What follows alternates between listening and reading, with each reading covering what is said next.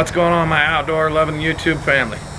Today we're just going to do a little bit of boat maintenance. We're going to do a little washing, a little cleaning, a little scrubbing, and we want to do some electrical wiring, and we're going to change the location of the onboard battery charger. We're going to put it in the head so that it's not getting the salt water to it, and then we're going to put a through haul in so that we can just plug the boat in real close when we get back.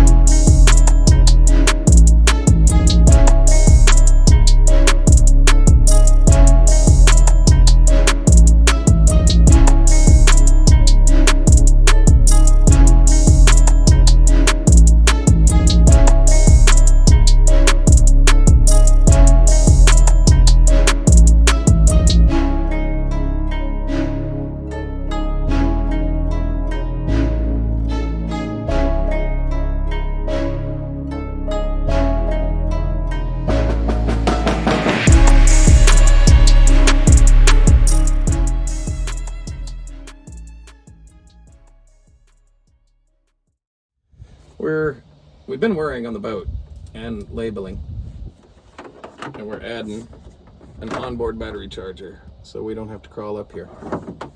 It's grounded into the main ground, and then the rest of these wires run back to the battery all the way to the back of the boat. We did this so that it's not down in the hole with the batteries where there's always a lot of salt water in there.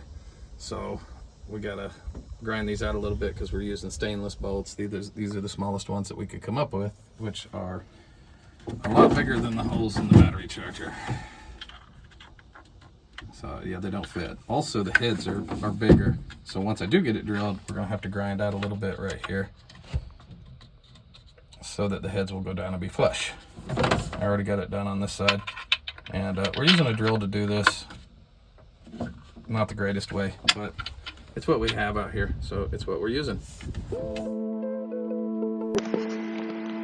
So this is a little trick that I do if I want to drill holes. If I have holes in something that are symmetrical, I can just place tape on the bottom of it, poke out the holes, and then I can transfer the tape to where I want to put it.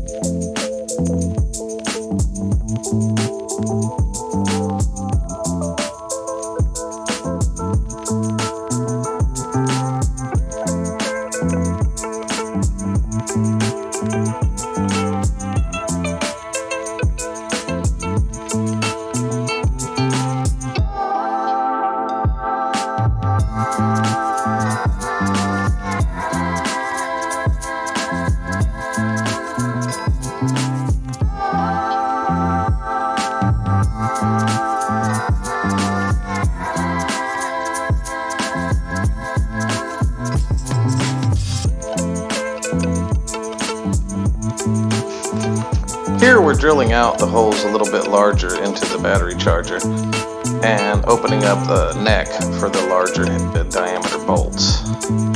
This is probably not the best way to do it. A Dremel tool would definitely be better, but we don't have one there on the site, so sometimes you gotta work with what you got.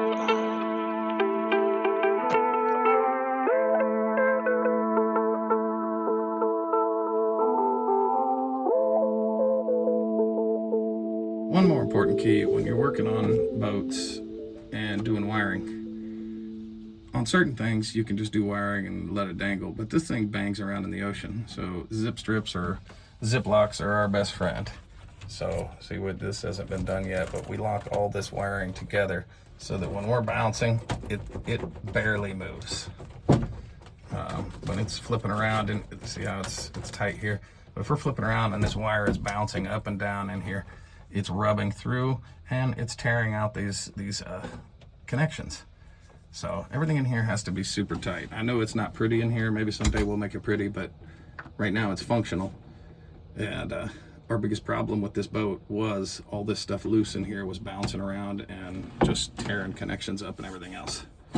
So it's got to be tight. It's got to be in there tight. In addition to adding the battery charger, we added a through hull. That makes it so we don't have to run an extension cord in and plug this guy in every time. It's already taped, so I'm not going to unplug it.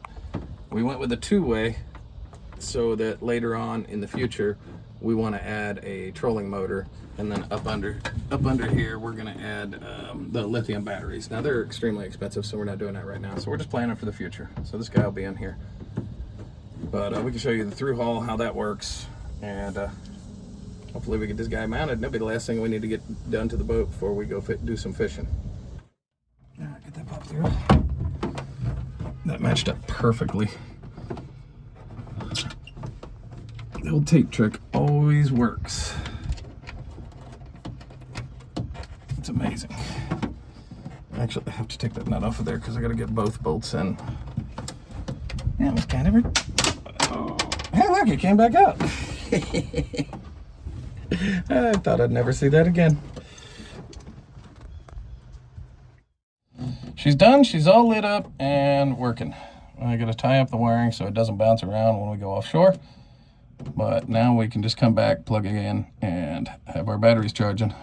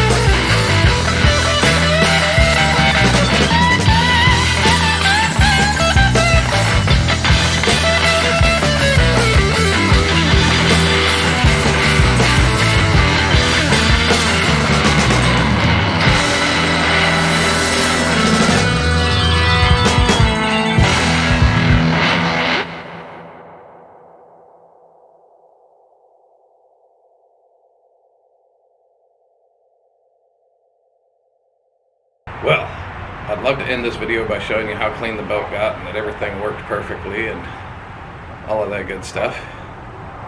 But we did finish the install, but we didn't do it on camera. So as soon as we finished cleaning the boat, it had just gotten dark.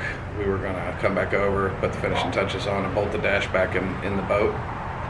And fate just didn't have that in the plans.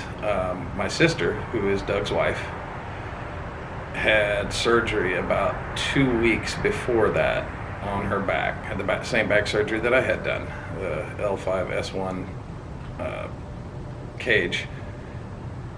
And she threw a blood clot that night. I guess she has one of those, I may be quoting it wrong, but an IVF filter, the filter that goes in the neck, in the jugular, and it catches blood clots because she's thrown blood clots before. But she ended up spending about a month in the hospital. She's doing really good now.